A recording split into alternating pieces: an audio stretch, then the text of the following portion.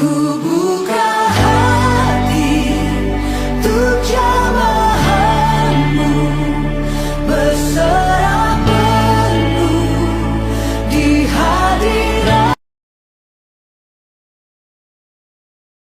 Kau beri kesempatan yang baru, dan ku ingin mengenalmu, Tuhan, lebih dalam dari semua yang ku kenal.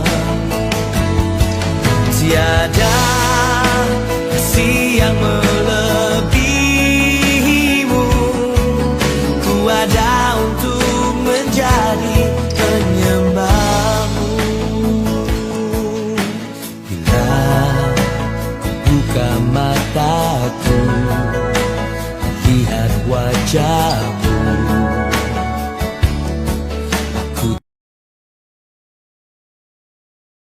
Saudara-saudari, kita seringkali mendefinisikan damai sebagai sebuah situasi ketika kita tidak memiliki musuh.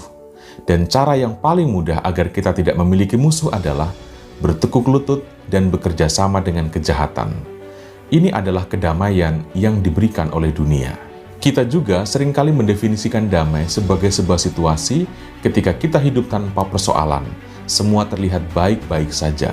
Dan cara yang paling mudah agar semuanya terlihat baik-baik saja dan tanpa persoalan adalah dengan cara menutup mata dan menutup telinga terhadap situasi di luar diri kita. Alias cuek dan berprinsip bodoh amat, yang penting saya happy. Saudara-saudari, inilah kedamaian yang diberikan oleh dunia. Kita juga seringkali mendefinisikan damai sebagai sebuah situasi ketika kita tidak memiliki beban dalam hidup ini. Dan cara yang paling mudah agar kita tidak memiliki beban yang menindis dalam hidup ini adalah dengan cara melarikan diri dari tanggung jawab. Ini adalah kedamaian yang diberikan oleh dunia.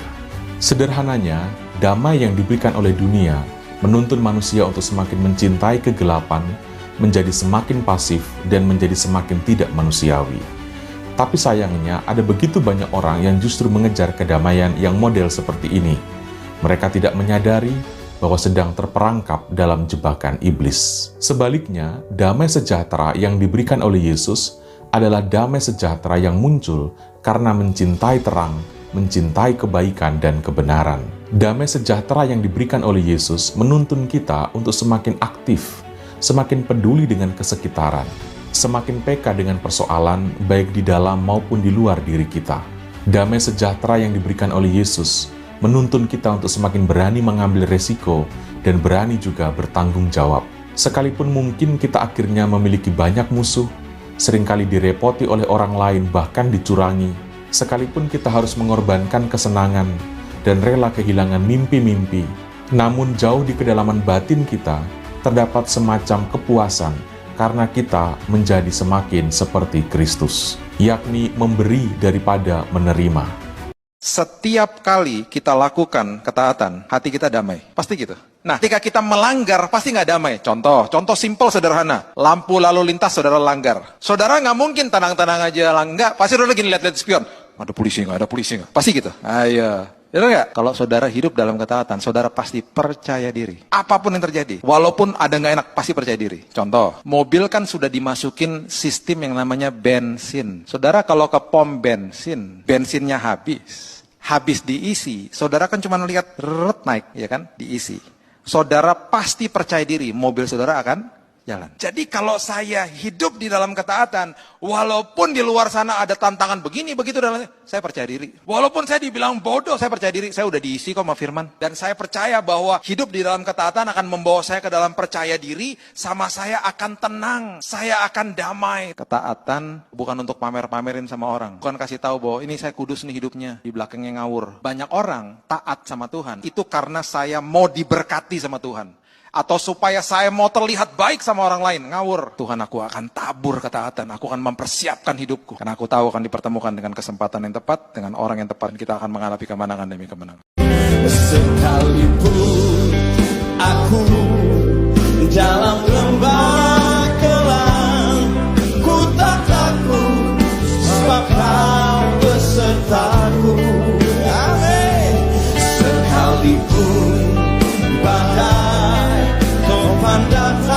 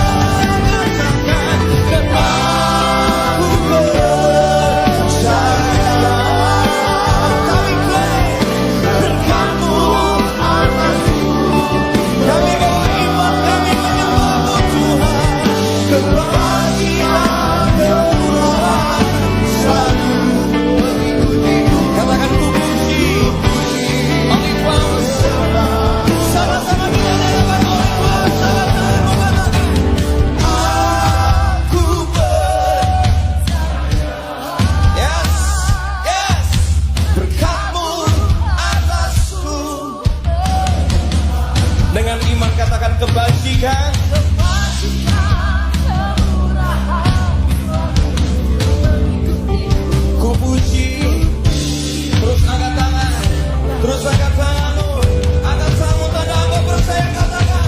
Dan aku ini yang kami percaya. Katakan kebajikan, kebajikan, kemurahan. Sama-sama nyatakan puji.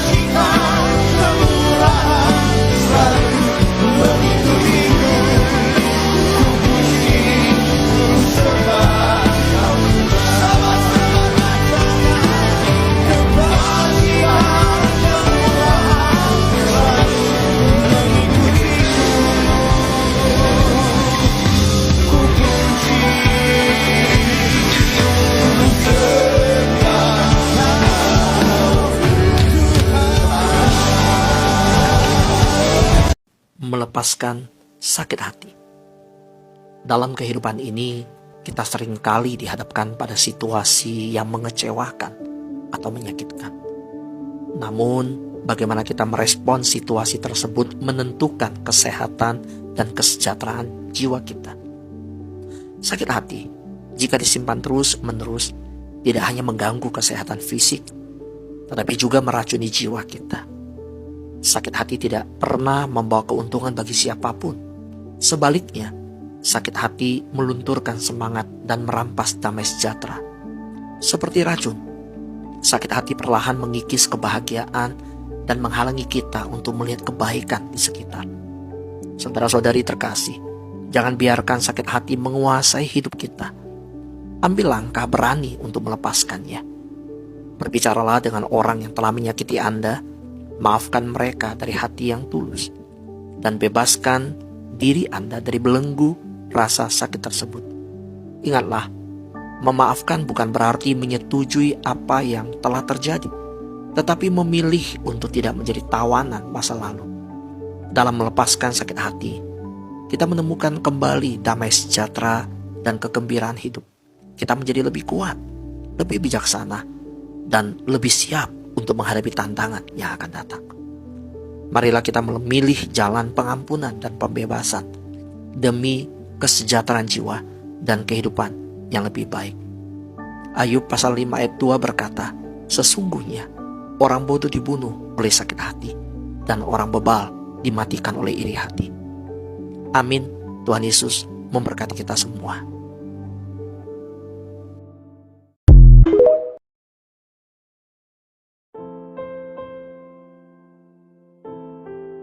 Rema hari ini, Mazmur 91 ayat 14. Sungguh hatinya melekat kepadaku, maka aku akan meluputkannya. Aku akan membentenginya sebab ia mengenal namaku.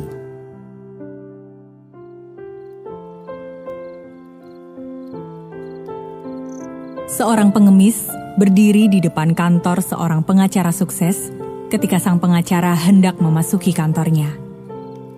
Merasa mengenali wajah sang pengemis, pengacara itu bertanya di mana mereka mungkin pernah berjumpa sebelumnya. Sang pengemis menyebutkan sebuah nama sekolah tempat mereka dulu bersama-sama bersekolah. Melihat keadaan teman lamanya yang sangat memprihatinkan, sang pengacara sukses memberikan selembar cek senilai $10.000 kepada sang pengemis. Ketika sang pengemis tiba di bank, ia merasa ragu untuk mendekati teller. Ia yakin penampilannya yang lusuh mungkin akan membuat teller enggan memberikan uang kepadanya. Saat security bank menanyakan tujuannya, sang pengemis menunjukkan lembar cek yang dibawanya. Security tersebut kemudian mengantarkannya ke meja teller. Tak berapa lama kemudian, sang pengemis meninggalkan meja teller dengan membawa sejumlah uang ribuan dolar di tangan.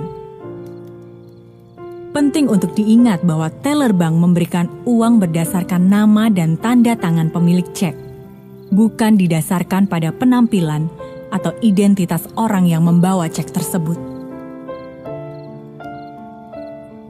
Seperti itu jugalah kuasa nama Yesus dalam hidup kita. Saat kita mengenal nama Tuhan dan percaya kepada kuasa-Nya, maka kuasa nama Yesus akan melakukan banyak keajaiban dalam hidup kita. Apakah itu keselamatan, kesembuhan, pemulihan, dan masih banyak lagi. Itu sebabnya, marilah kita semakin dalam mengenal Tuhan dan kuasa di dalam nama-Nya.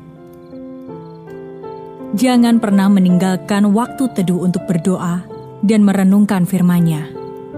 Bangunlah mezbah dengan mengikuti Pondok Daud. Prioritaskan waktu untuk beribadah rutin dan bergabunglah dalam komunitas kelompok sel yang membangun rohani Anda.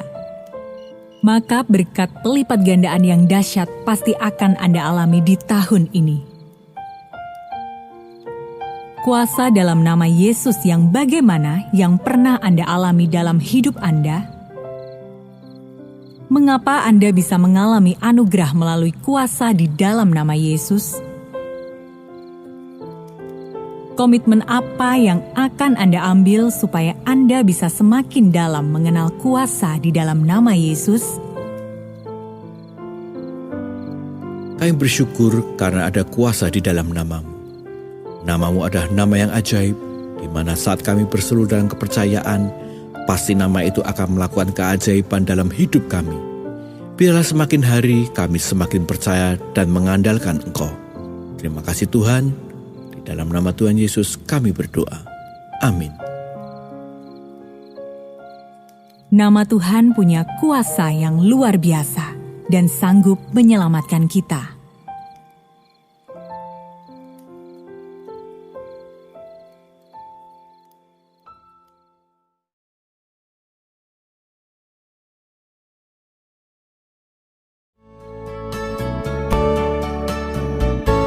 This is my prayer today. May the Lord guide and pave your way with fragrance of life conceived in His light for always. If the road that you travel now seems uphill and brings you down, then don't you despair, 'cause God's always there to share in your prayer. This is my prayer today. May the Lord guide and pave your way with fragrance of life conceived in His light for always. If you find there's no place to hide from oceans with changing tide, then don't you despair, you find Him there. Just reach out in prayer. This is my prayer today. May the Lord guide and pave your way with fragrance of life conceived in His light for always.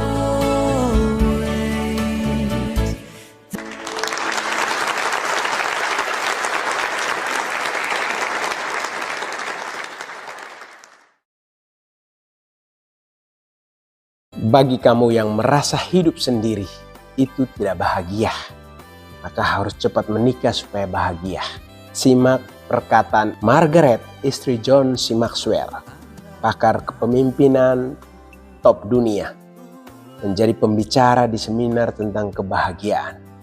Maxwell, sang suami, duduk mendengarkan di bangku paling depan. Selesai ceramah, pada sesi tanya jawab, seorang ibu mengacungkan tangannya dan bertanya, "Mrs. Margaret, apakah suami Anda membuat Anda bahagia?" Seluruh ruangan langsung terdiam. Margaret tampak berpikir sejenak dan kemudian menjawab, "Tidak." Seluruh hadirin terkejut. Tidak, katanya sekali lagi. John C. Maxwell tidak bisa membuatku bahagia. Hadirin langsung menoleh ke arah Maxwell. Maxwell juga menoleh kiri dan kanan seakan mencari pintu keluar. Rasanya ingin cepat-cepat keluar.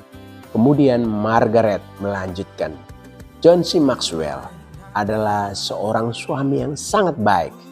Ia tidak pernah berjudi dan mabuk. Ia seorang suami yang setia, selalu memenuhi kebutuhan saya, baik jasmani maupun rohani. Tapi tetap dia tidak bisa membuatku bahagia. Seorang yang hadir bertanya, mengapa? Jawabnya, karena tidak ada seorang pun di dunia ini yang bertanggung jawab atas kebahagiaanku selain diriku sendiri. Margaret menjelaskan, tidak ada orang lain yang bisa membuatmu bahagia, baik itu pasangan hidupmu, sahabatmu, uangmu, hobimu. Semua itu tidak bisa membuatmu bahagia. Yang bisa membuat dirimu bahagia adalah dirimu sendiri. Kamulah yang bertanggung jawab atas dirimu sendiri. Kalau kamu selalu bersyukur, tidak mengeluh, tidak pernah punya perasaan minder atau rendah diri, tidak self-pity atau fokus mengasihi diri sendiri, atau merasa selalu benar, tidak negative thinking, selalu berpikiran positif, selalu berbuat baik kepada semua orang dan tidak punya musuh, tidak mencari kambing hitam, kamu tidak akan merasa sedih. Saat saya mulai memutuskan untuk bahagia, maka keberadaan John menambah kebahagiaan saya menjadi lebih besar lagi. Pola pikir kitalah yang menentukan apakah kita bahagia atau tidak, bukan faktor luar. Bahagia tidak hanya hidupmu, bukan ditentukan oleh seberapa kaya dirimu, seberapa cantik istrimu, atau gagah suamimu, atau sukses apa hidupmu. Bahagia itu pilihanmu sendiri. Always happy and happy always. Yes, hari ini kita mau bahagia atau tidak adalah pilihan kita sendiri, bukan orang lain. Jadi ketika menikah, lepaskan pikiranmu bahagia supaya mendapatkan kebahagiaan dari pasangan, itu salah besar. Justru karena kamu sudah bahagia, maka kebahagiaan kamu inilah saling melengkapi. Sehingga ekspektasi besar atas istri atau suamimu yang akan memberikan kebahagiaan buat dirimu, itulah membuat orang tidak bahagia dan mengakhiri perkawinannya. Ingat, pikiran adalah raja kehidupan. Bahagia atau derita berasal dari pikiran diri sendiri. Kehidupan kita ini dari pagi sampai malam adalah meladeni pikiran. Karena dari pagi sampai malam, apa yang kita lakukan yang baik maupun yang buruk, semuanya berasal dari pikiran kita. Pikiran kitalah yang memberi respons atas kejadian-kejadian yang dialami. So, jika setuju, silakan follow, like, komen, dan share sebanyak mungkin. Semoga semua orang bisa berbahagia. Angel Solapung.